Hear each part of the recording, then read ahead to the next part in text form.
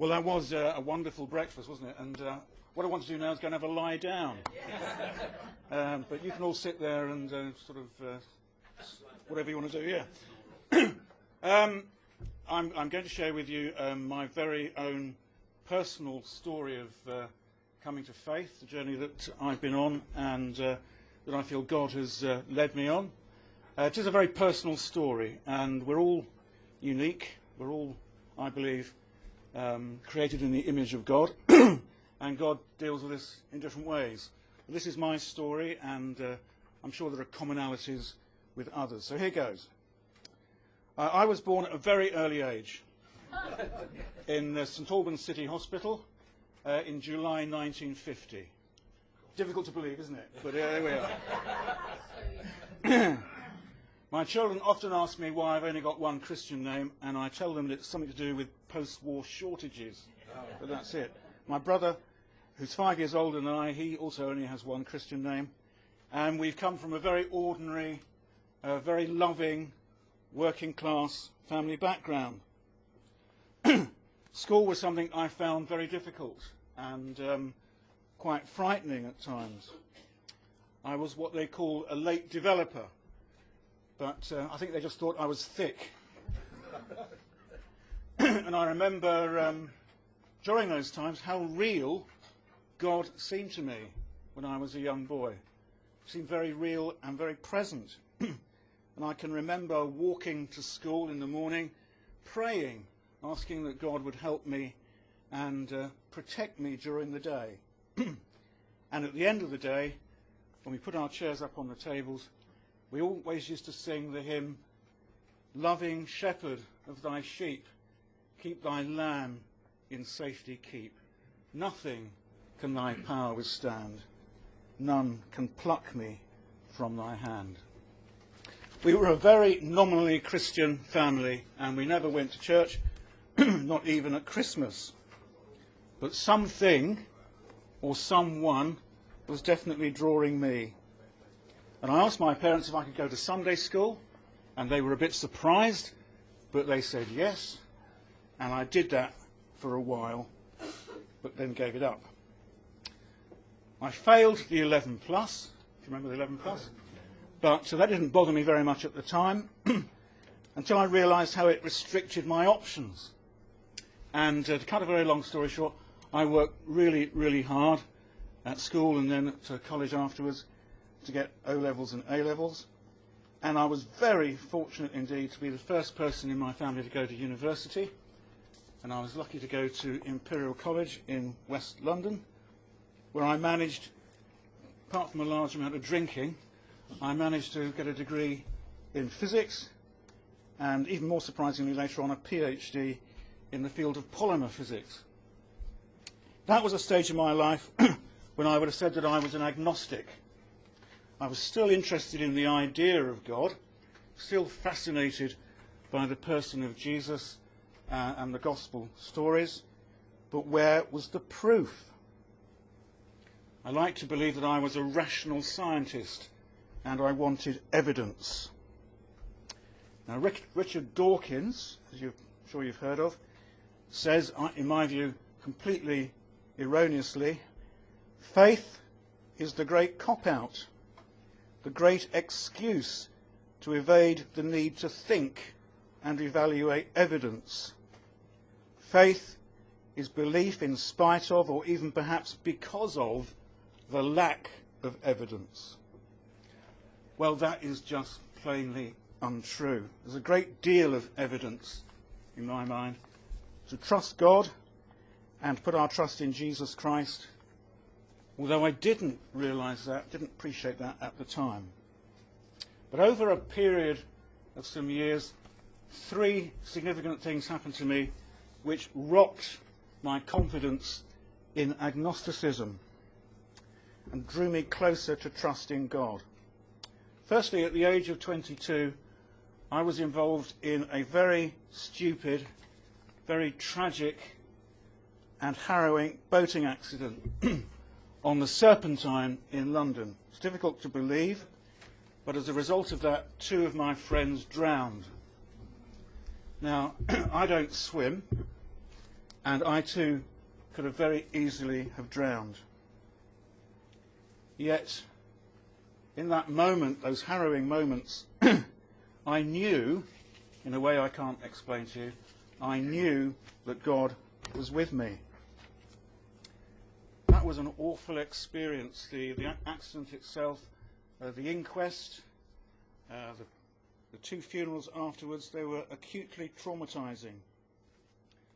And although no blame was ever laid at my door, I felt a deep sense of regret and responsibility and even guilt. That was a very dark time in my life.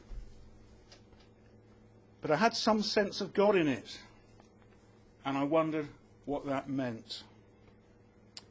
Secondly, I was given a wonderful gift, and I came to see that as a gift from God. I've been living in West London, and I wanted to change my digs, and I answered an advert to take up a spare room in a flat shared by a trainee doctor and 3 student nurses from Charing Cross Hospital. Well, who wouldn't have taken up that invitation? So that's how I came to meet Hazel, my wife, of now 40 years, and, well, my life began again. Hazel had been a cradle Christian, never knowing a time when she didn't believe in God or go to church on a Sunday. She never tried to evangelize me. I don't know how I'd have reacted, actually, if she'd tried. I just remember going to church with her on occasions and having our first child baptized. I think the birth of our 3 children was a hugely significant thing in my journey. Just the wonder of children made me really think about things. And the possibility that God was really there and that he might actually like me was back on the agenda again. Then thirdly, we moved out of London to live in North Essex, in a village called Stebbing, you might know, near Great Dunmow. And there Hazel brought me into contact with the local church and local Christians.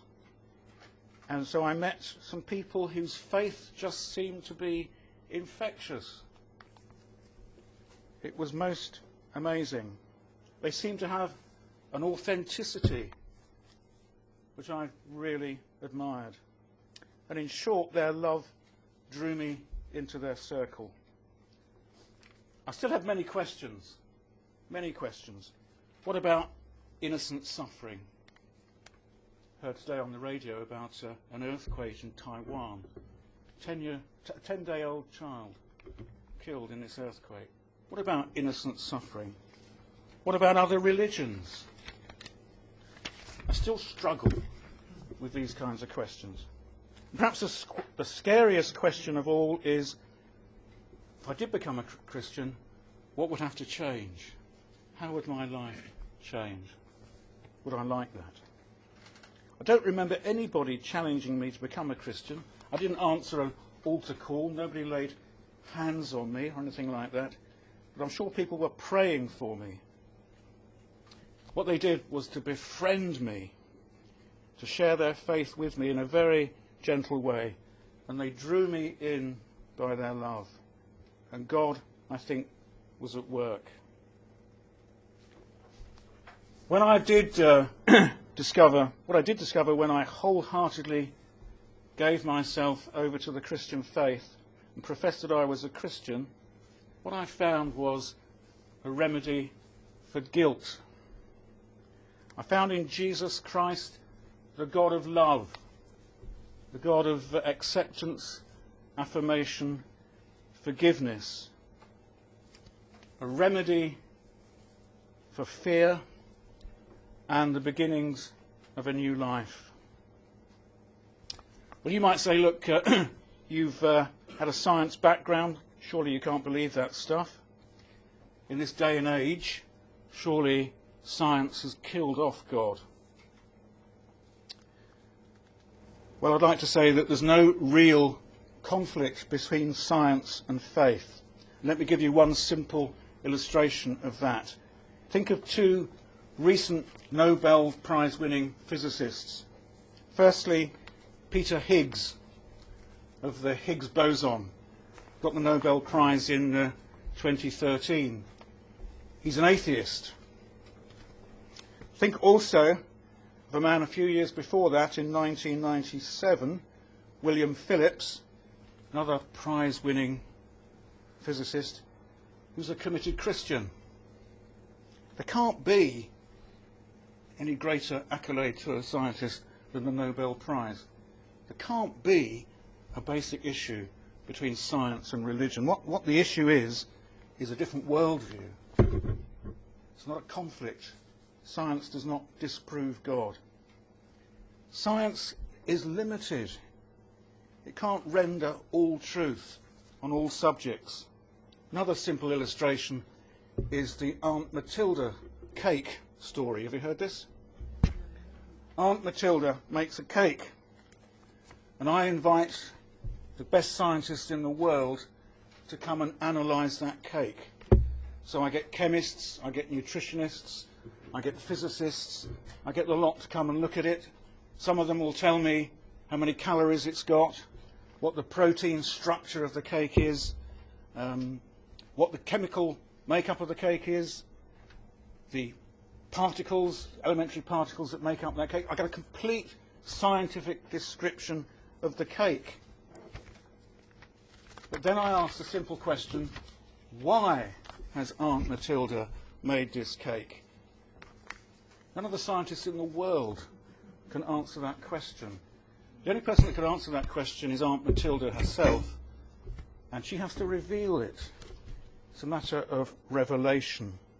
Science is great at the how questions of life, but rubbish at the why questions. Now, my becoming a Christian was not a leap of blind faith. I believe that it was a step of faith based on good evidence, and that would include revelation, what God has revealed to me personally and through his word, through the Bible. It also includes knowledge of what you can see in the world around you, what you can experience with other people. It also relies on a kind of knowledge that's very difficult to explain. The knowledge that we know we've got, but we can't prove. For example, I know my wife loves me. That's a knowledge that I've got, and I'm convinced about. But I can't prove it to you. None of this is to claim that I have absolute certainty. There are days when I wake up and I wonder if it's all true. And I still struggle with many questions. As a scientist, I wanted to have everything sorted out. I wanted to put God in a box and have all the answers. But God won't have that. And we are not God. I'm very suspicious of believers who claim to have certainty. All doubts dismissed. No questions, only answers. That, I believe, is a very dangerous place to be, because that leads to arrogance, it leads to fundamentalism, and worse. Doubt is a part of faith. Because faith isn't at its core absolute certainty about certain doctrines. It's about having trust in a person, the person of God, the person of Jesus Christ. Right, let me quickly conclude my story. When I finished my PhD, I worked at one of London's best-kept secrets, a nuclear reactor in Stratford in East London, now the site of the Olympic Park. In those days, there were 3 UK universities that had their own nuclear reactors. Mine was owned by the Nuclear Engineering Department of Queen Mary College at Mile End, and I was its duly authorised reactor physicist. And I would spend my days training students in reactor operation and doing small amounts of research. But in those days, in the 1980s, the nuclear industry in this country, although it had pioneered reactors and had built the first commercial reactors, We'd lost confidence in that industry, and university departments were closing, no more reactors were being built, and the whole thing was in decline. That's why the Chinese are going to be building our reactors in the future. Well, I'd done a bit of teaching at Queen Mary College, and I really enjoyed doing that. I didn't think the academic life was for me, so I took the plunge and resigned my post and trained to be a teacher at Homerton in Cambridge, and I chose mathematics. I soon discovered that teaching maths in comprehensive schools was far more dangerous than sitting on top of a nuclear reactor in East London. But I enjoyed it enough to become head of department and, before I left, a senior teacher. I found my Christian faith absolutely vital to me in my time as a teacher. Whenever I went to a party and someone asked me, what do you do for a living? And I said I was a maths teacher, I'd usually spend the next half an hour counselling them about the appalling experiences they'd had in their own life at school with maths and maths teaching, and just trying to help them through the next few weeks and months. And at that stage I was very involved in the church in Stebbing, and I was running groups and giving talks and so on. I wanted to learn more, so I went to ask my vicar what sort of courses I could do. Well, this is what God is like. He misheard what I said, I think, and he said to me, yes, Andy, I think you would be just right for the ordained ministry. And I said, what? When I mentioned this to others, they too said, yes, I think I can see you. I think I can see you doing that. And I was, to be honest, absolutely thrilled. Because I think God doesn't ask us to do things that we really don't want to do. I think God asks us to do things that will really bring us alive. Well, that was the beginning of a journey to test whether I really did have a calling or not. And I entered into the Church of England's long process for selection for training, which was to severely test me.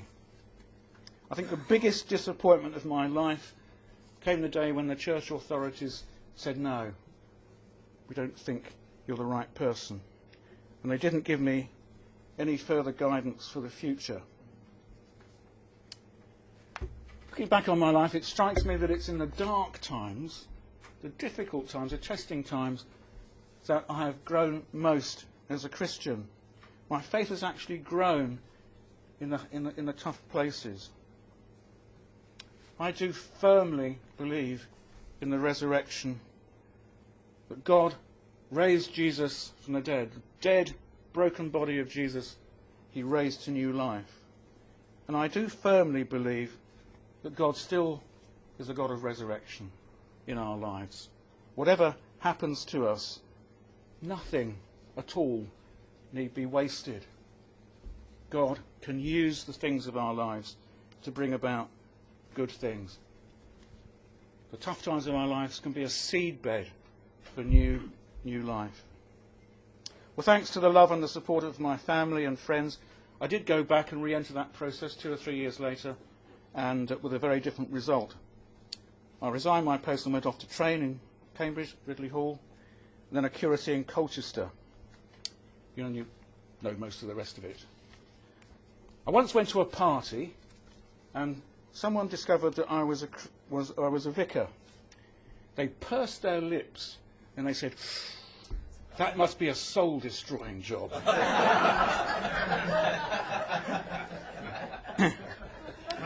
Well, I sincerely hope not. Thank you very much. Thank you.